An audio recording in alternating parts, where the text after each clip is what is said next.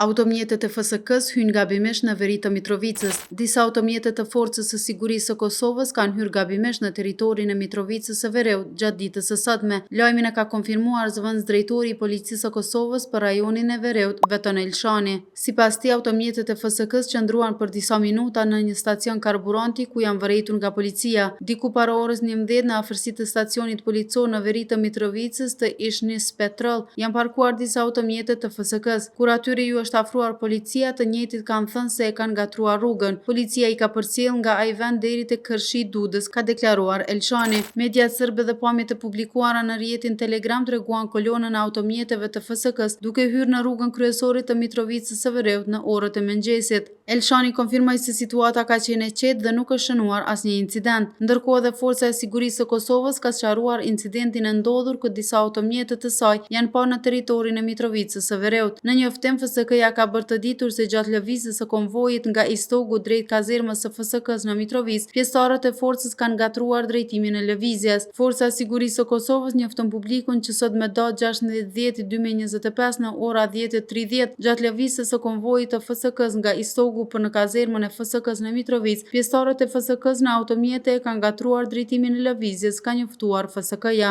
Në komunikatën e saj, FSK-ja thekson se bëhet fjalë për një gabim të paqëllimshëm në orientim dhe se situata është menaxhuar menjëherë pa ndonjë incident.